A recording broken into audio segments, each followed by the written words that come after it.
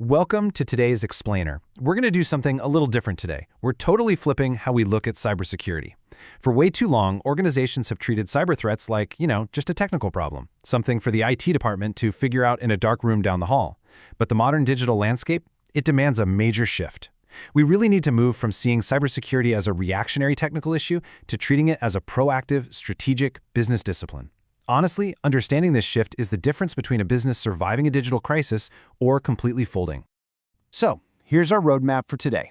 We'll look at the new cyber reality, dig into the CIA triad foundation, compare governance versus management, check out global security frameworks, break down the NIST govern function, and finally, talk about the modern security professional.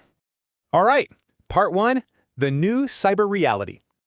There's a quote from our source material that just hits the nail on the head. It says, cybersecurity is a continuously managed state of acceptable risk, not a permanent technical accomplishment. I mean, wow.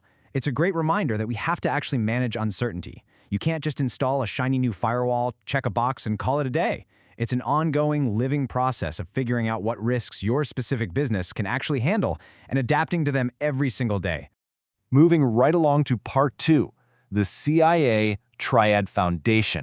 Now, before we can build these big executive frameworks, we've got to know what exactly we're protecting, right? Enter the CIA triad. And no, we're not talking about the intelligence agency here. In the InfoSec world, this is the foundational framework standing for confidentiality, integrity, and availability. This is absolutely crucial because it gives us a shared business language. Instead of confusing the board with deep technical jargon, leadership can use the CIA triad to talk about real business consequences and set clear priorities. And what's super interesting here is the built-in tension. You see, businesses have to constantly balance these three competing pieces of the pie. Think about it. If you lock down a database so tight that you guarantee 100% confidentiality, well, you've probably just completely wrecked its availability for the poor employees who actually need to use it to do their jobs. It's a really delicate balancing act to keep assets safe while making sure the business can actually, run. Which brings us to part three, governance versus management. Let's look at the hierarchy here. The governing body, we're usually talking about the board of directors or top executives, sits right at the very top. They operate using what's called the EDM cycle. That's evaluate, direct, and monitor. Basically, they take in what the stakeholders expect, figure out what the business actually needs, and then push that strategy and those policies down the chain. The big takeaway here is that governance and management are entirely separate beasts. Governance lives in that EDM cycle. Evaluate, direct, monitor. It's setting the direction. Management, on the flip side, uses the PBRM model. Plan, build, run, and monitor. Management is the team actually in the trenches. They're doing the day-to-day execution, building out the systems, and running operations to make sure the board's vision actually comes to life. Okay, part four, global security frameworks.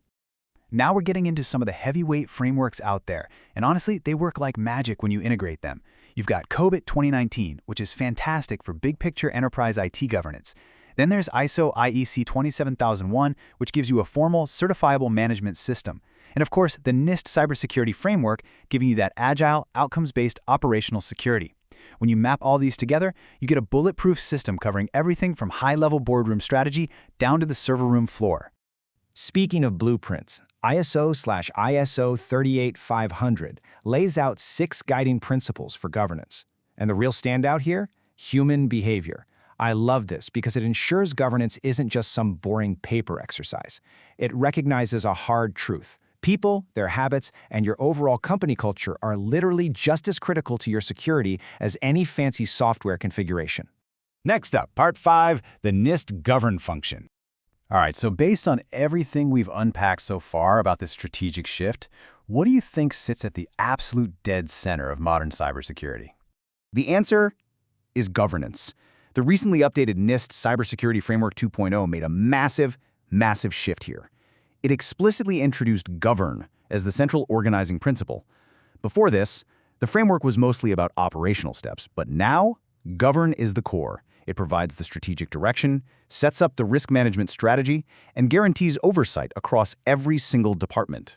You can see how this builds a complete operational picture. Governance is now at the starting line. Honestly, you can't effectively identify your assets, protect them, detect anomalies, respond to incidents, or recover from a breach if you haven't nailed down your governance strategy first. Govern basically acts as the boss, informing and prioritizing all the other 5 functions based on your company's specific mission and risk appetite. Finally, Part 6, the modern security professional. This idea of wearing the security hat is a real game changer, especially for smaller or medium-sized businesses that might not have a massive budget. Listen, you don't always need to go out and hire a super expensive full-time cybersecurity guru right on day one. What you do need is crystal clear responsibility. Imagine a mid-sized logistics company. Maybe you just assign the chief operating officer to wear that security hat. It gives you a dedicated point of contact. Because let's be real, if everyone thinks somebody else is handling security, nobody is handling it. Naming a point of contact creates that essential accountability. So whoever is wearing that hat becomes your internal champion. Their core duties? Things like overseeing the risk register, managing controls, leading the charge on staff training against phishing attacks, and, maybe most importantly, communicating risks right back up to leadership. By handing out these specific duties, you completely transform security. It goes from being this scary, abstract worry into a concrete, measurable business function that actually aligns with your strategic goals. So I'm going to leave you with a final, really critical question to chew on. Is your organization truly governing its security? Like actually setting strategy and evaluating risk from the very top? Or are you just blindly managing it, reacting to threats day by day without a compass?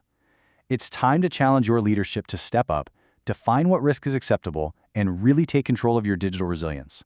Thanks so much for joining me on this explainer, and remember, keep asking the tough questions.